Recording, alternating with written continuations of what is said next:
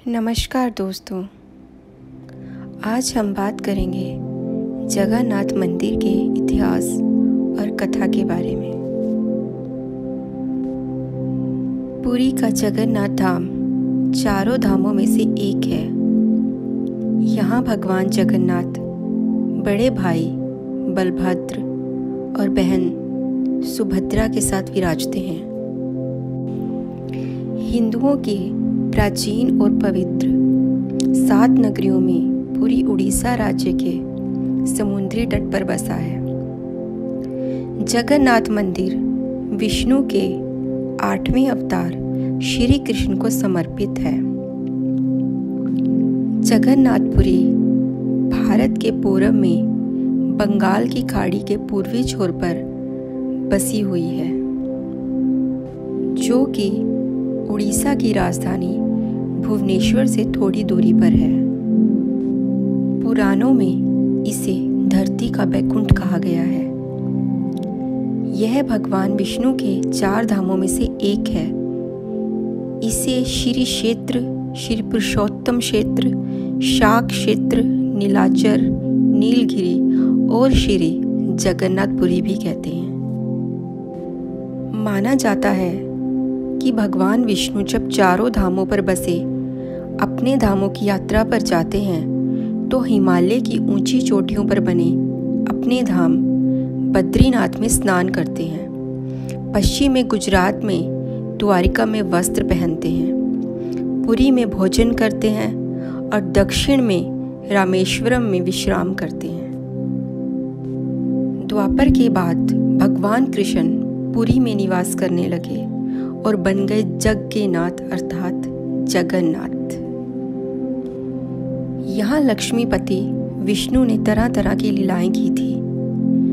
ब्रह्मा और स्कंद पुराण के अनुसार यहाँ भगवान विष्णु पुरुषोत्तम नीलमाधव के रूप में अवतरित हुए और सबर जनजाति के परम पूज्य देवता बन गए। सबर जनजाति के देवता होने के कारण यहाँ भगवान जगन्नाथ का रूप कबीलाई देवताओं की तरह है। पहले कबीले के लोग अपने देवताओं की मूर्तियां को काष्ठ से बनाते थे। जगन्नाथ मंदिर में सबर जनजाति के पुजारियों के अलावा ब्राह्मण पुजारी भी हैं। पुराण के अनुसार नीलगिरी में पुरुषोत्तम हरि की पूजा की जाती है। पुरुषोत्तम हरि को यहाँ भगवान राम का रूप माना जाता है। रामायण के उत्तराखंड के अनुसार भगवान राम ने रावण के भाई विभीषण को अपने इक्ष्वाकु वंश के कुल देवता भगवान जगन्नाथ की आराधना करने को कहा था। इसीलिए आज भी पुरी के श्री मंदिर में विभीषण वंदना की परंपरा कायम है। स्कंद पुराण में पुरी धाम का भौगोलिक वर्णन मिलता है। स्कंद पुराण के अनुसार पुरी एक दक्षिणवर्ती शंख की तरह है और यह 5 कोस यानी 16 किलोमीटर के क्षेत्र में फैला हुआ है। यह भी माना जाता है कि इसका लगभग 2 कोस क्षेत्र बंगाल की खाड़ी में डूब चुका है। इसका उदर है समुद्र की सुनहरी रेत, जिसे महोदधि का पवित्र जल धोता रहता है। सिर वाला क्षेत्र पश्चिम दिशा में है, जिसकी रक्षा महादेव जी करते हैं। कहा जाता है शंख के दूसरे घेरे में शिव का दूसरा रूप ब्रह्मा कपाल मोचन विराजमान है और यह भी माना जाता है कि भगवान ब्रह्मा का एक सिर महादेव की हथेली से चिपक गया था और वह यहीं आकर गिरा था। तभी से यहाँ पर महादेव की ब्रह्मा रूप में पूजा करते हैं। शंख के तीसरे वृत्त में माँ विमला और नाभि स्थल में भगवान जगन्नाथ रथ सिंहासन पर विराजमान है। मंदिर के इतिहास में इस मंदिर का सबसे पहला प्रमाण महाभारत के वन पर्व में मिलता है। कहा जाता है कि सबसे पहले सबर आदिवासी विश्ववसु ने नीलमाधव के रूप में इनकी पूजा की थी और आज भी पुरी के मंदिरों में कई सेवक हैं जिन्हें दैतापति के नाम से जाना जाता है।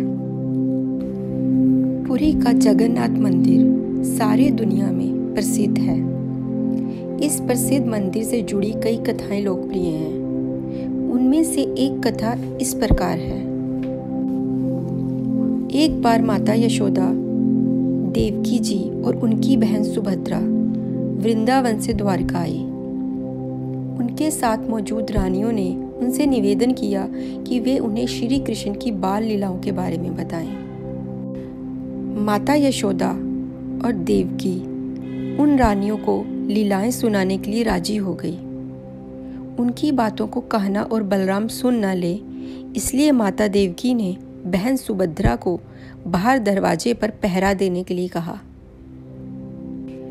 माता यशोदा ने कृष्ण की लीलाओं की गाथा आरंभ की और जैसे जैसे वो बोलती चली गई, सब उनकी बातों में मगन होते गए। खुद सुभद्रा भी पहरा देने का ख्याल भूलकर उनकी बातें सुनने लगी।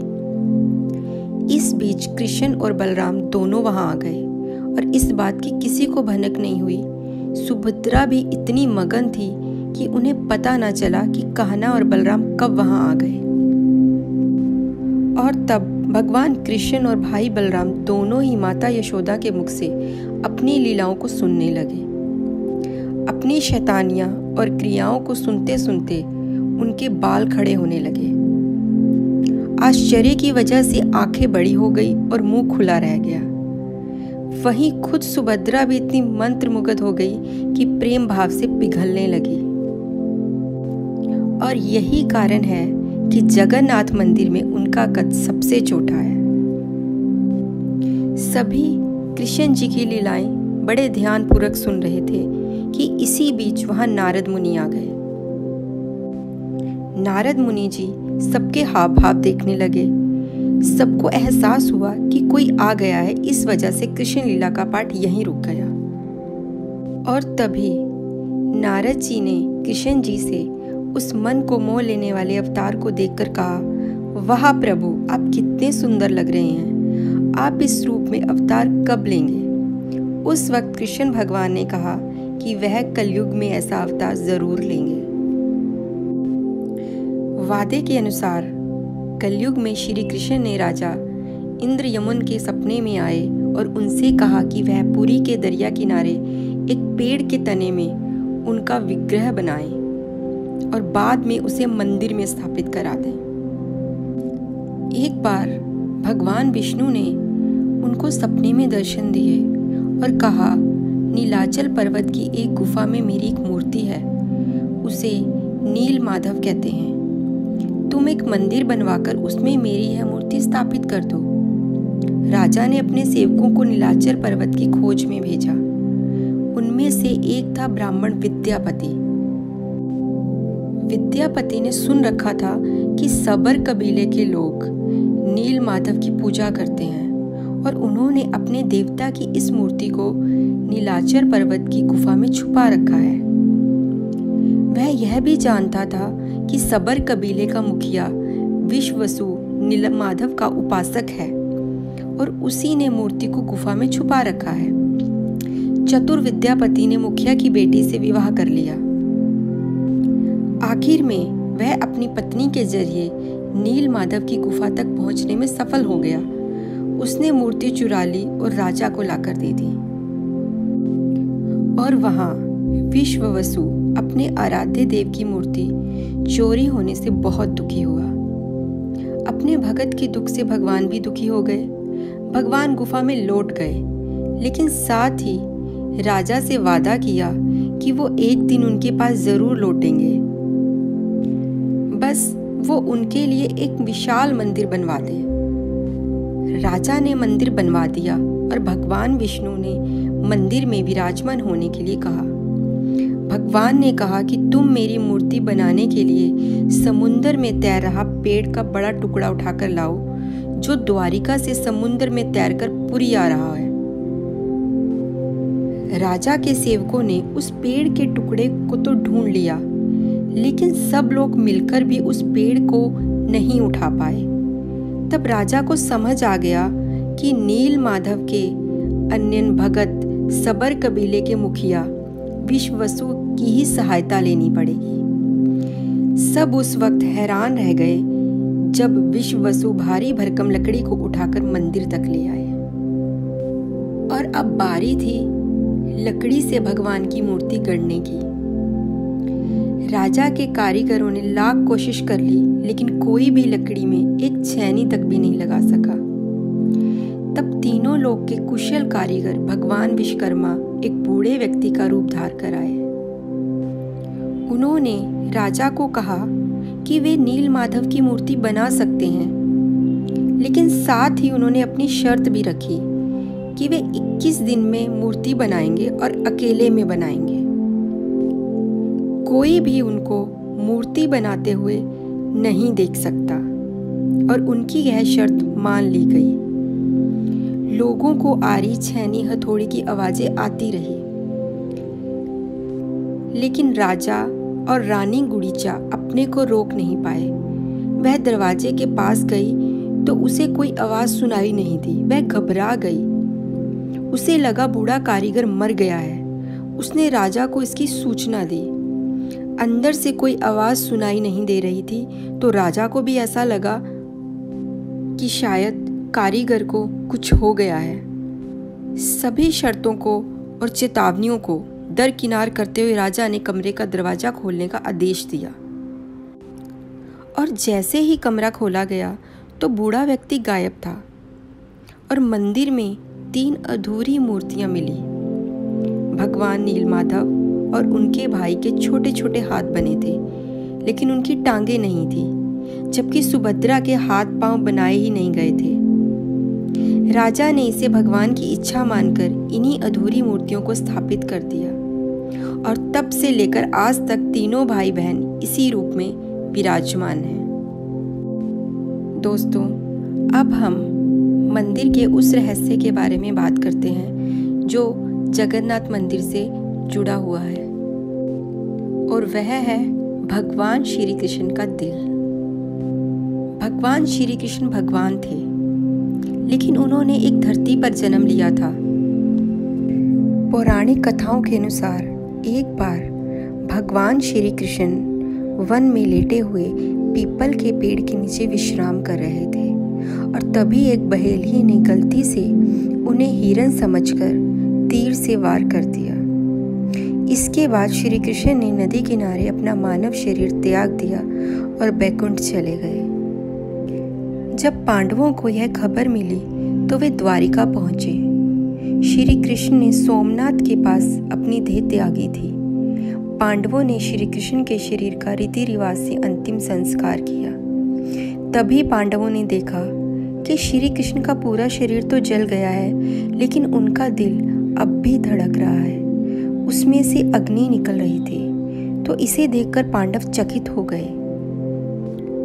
तभी आकाशवाणी हुई कि यह ब्रह्मा का हृदय है, इसका नाश कभी नहीं हो सकता, यह ऐसे ही धड़कता रहेगा। इसके बाद पांडवों ने श्री कृष्ण के धड़कते हुए हृदय को समुद्र में प्रवाहित कर दिया।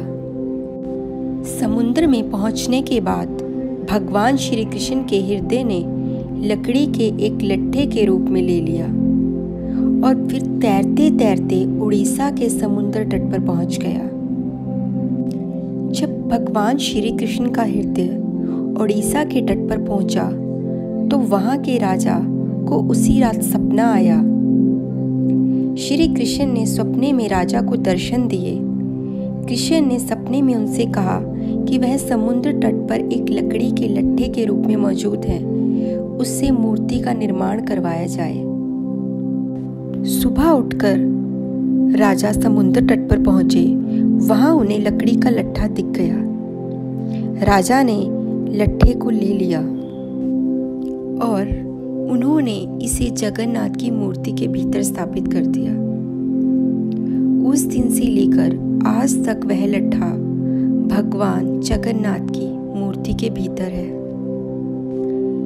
हर 12 वर्ष के अंतराल के बाद जगन्नाथ भगवान की मूर्ति बदलती है, लेकिन यह लट्ठा उसी में रहता है। इस लकड़ी के लट्ठे में एक हैरान करने वाली बात यह भी है कि यह मूर्ति हर साल 12 वर्ष में एक बार बदलती तो है, लेकिन लट्ठे को आज तक किसी ने नहीं देखा।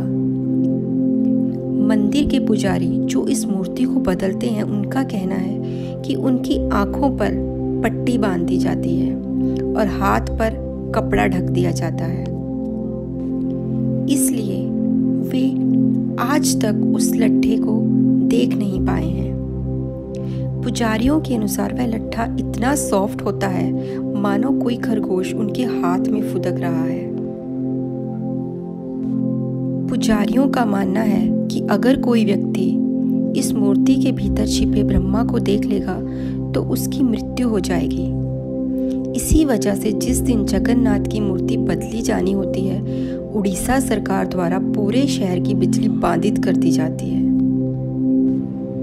यह भगवान जगन्नाथपुरी का एक बहुत बड़ा रहस्य है जिसे कोई भी जान नहीं पाया है, लेकिन आज भी इस कलयुग में भगवान जगन्नाथ की मूर्ति में ब्रह्मा का वास है।